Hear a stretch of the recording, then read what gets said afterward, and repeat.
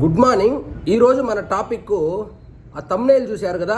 ఒరే చెప్తా ఉంటే ఇంటా ఉండారని నీ నోటికి వచ్చిందంతా చెప్పద్రా శివాజీ అనే ప్రమాదం కూడా లేకపోలేదు. కానీ వీడియో మొత్తం చూసిన తర్వాత మీ అభిప్రాయాన్ని కామెంట్ రూపంలో తెలియజేయండి.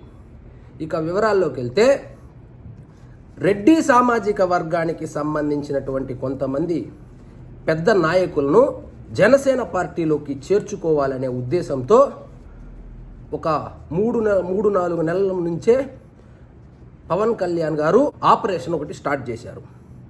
దానిలో భాగంగానే అందరూ వ్యతిరేకిస్తున్నప్పటికీ, ముఖ్యంగా తెలుగుదేశం పార్టీకి ఇష్టం లేకపోయినప్పటికీ బాలినేని శ్రీనివాసరెడ్డి గారిని పార్టీలోకి తీసుకోవడం జరిగింది.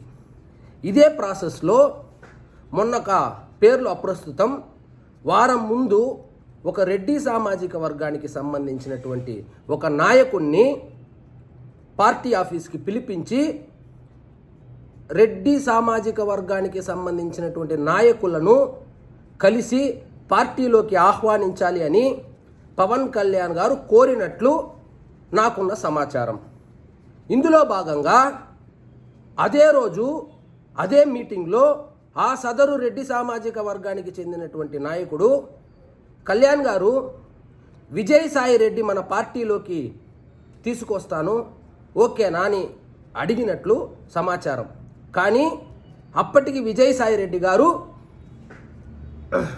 వైఎస్ఆర్సీపీకి రాజీనామా చేయలేదు. కాబట్టి పవన్ కళ్యాణ్ గట్టిగా నవ్వి అయ్యే పని చూడండి అని చెప్పినట్లు మనకున్న సమాచారం.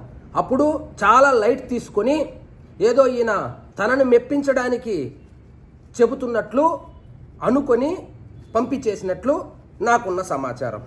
దాని తదనంతర పరిస్థితులు గమనిస్తే, ఎప్పుడైతే విజయసాయి రెడ్డి గారు వైఎస్ఆర్సీపీ పార్టీకి రాజీనామా చేశాడో, పవన్ కళ్యాణ్ గారు కూడా కంగు తిన్నట్లు ఆ సదరు నాయకుడు ఎవరినైతే వారం ముందు కలిశాడో అతని మీద గౌరవం కూడా రెట్టింపైనట్లు సమాచారం. దానిలో భాగంగానే ఇప్పుడు నేను చెప్పిందంతా నిజమో కాదో తెలియాలంటే మీరు ఒక నెల రోజులు లేదా ఒక 45 రోజులు వెయిట్ చేస్తే, ఒకవేళ పవన్ కళ్యాణ్ గారు గనుక ఒంగోలు జిల్లా, ఉమ్మడి ప్రకాశం జిల్లా గనుక పర్యటనకు వెళ్తే నేను చెప్పిందంతా కరెక్ట్, లేదనుకో నేను చెప్పింది తప్పు అని భావించ ప్రార్థన.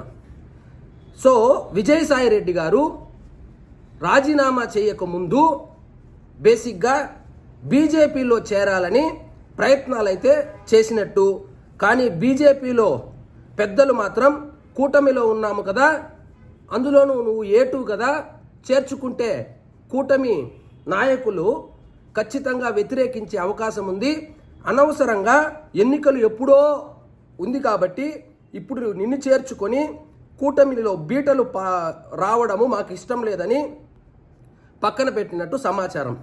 అదేవిధంగా మీరు చూసినట్లయితే తెలుగుదేశం పార్టీలో ఎట్టి పరిస్థితుల్లోనూ విజయసాయి రెడ్డి గారిని అయితే చేర్చుకోరు, అది అందరికీ తెలిసిన విషయమే.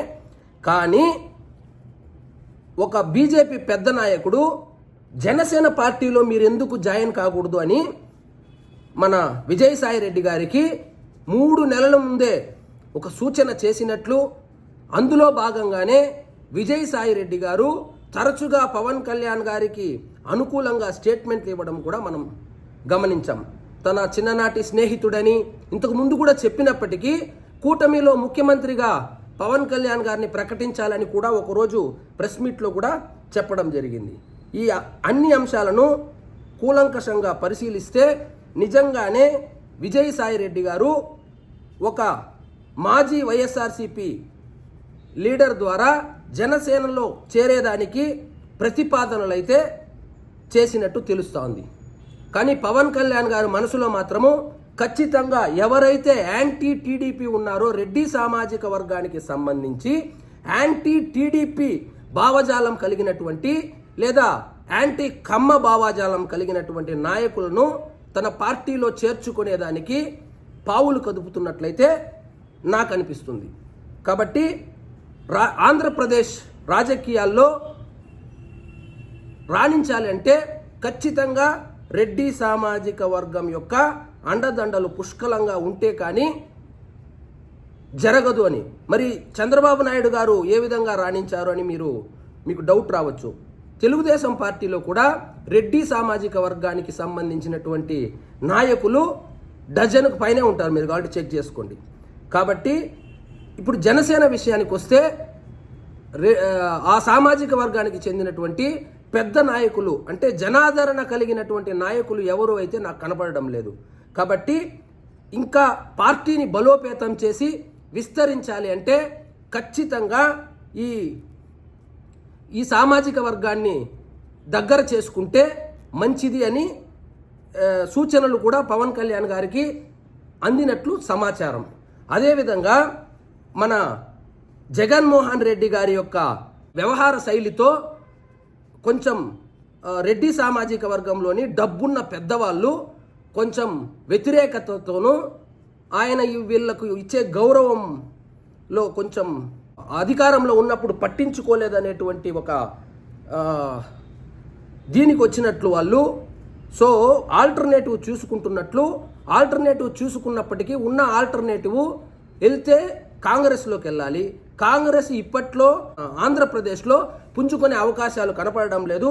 ఇక బీజేపీలోకి వెళ్తే కొన్ని అదే బీజేపీ కూడా ఏమంత ఇదిగా లేదు.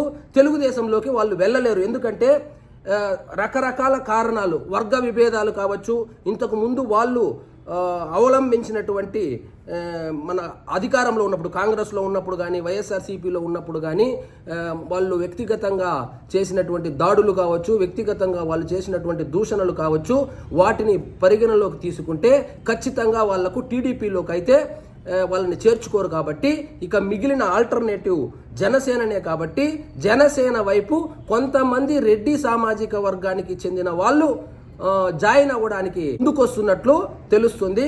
కానీ ఇప్పట్లో మనకు ఎన్నికలు లేదు కాబట్టి పవన్ కళ్యాణ్ గారు కొంచెం సానుకూలంగా స్పందించడం లేదని, పవన్ కళ్యాణ్ గారు కనుక గేట్లు తెరిస్తే ముఖ్యంగా ఒంగోలు, నెల్లూరు, కడప జిల్లాలకు సంబంధించినటువంటి రెడ్డి సామాజిక వర్గానికి చెందినటువంటి కొంతమంది నాయకులు జనసేనలో జాయిన్ అవ్వడానికి రెడీగా ఉన్నారని విశ్వసనీయ సమాచారం. అందులో ఇప్పుడు మనము విజయసాయి రెడ్డి గారి గురించి మాట్లాడుకుంటున్నాం. కాబట్టి విజయసాయి రెడ్డి గారు ప్రతిపాదన చేసినప్పటికీ మన జాయిన్ అవ్వడానికి రెడీగా ఉన్నప్పటికీ నాకు తెలిసినటువంటి పవన్ కళ్యాణ్ గారు, నేను అర్థం చేసుకున్నటువంటి పవన్ కళ్యాణ్ గారు ఖచ్చితంగా విజయసాయి రెడ్డి గారి లాంటి వాళ్ళని పార్టీలోకి ఆహ్వానించి జాయిన్ చేపించుకుంటాడని నేనైతే అనుకోవడం లేదు. కానీ పవన్ కళ్యాణ్ గారు ఒప్పుకుంటే విజయసాయి రెడ్డి గారు జనసేనలోకి వచ్చినా ఆశ్చర్యపోవాల్సిన అవసరం లేదు. కానీ ఇవి ఎండ్ ఆఫ్ ద డే ఇవి రాజకీయాలు కాబట్టి, రాజకీయాల్లో ఏవైనా జరగవచ్చు. కాబట్టి వేచి చూద్దాం. ఇప్పుడు నేను చెప్పినటువంటి స్టేట్మెంట్ కరెక్టా కాదా అంటే, ఇక రాబోయే కాలంలో ఒకవేళ పవన్ కళ్యాణ్ గారు కనుక ఒంగోలులో పర్యటిస్తే ఖచ్చితంగా నేను చెప్పింది నిజమని మీరు భావించవలసి ఉంటుంది. ఇదండి ఈరోజు మన టాపిక్. జై హింద్.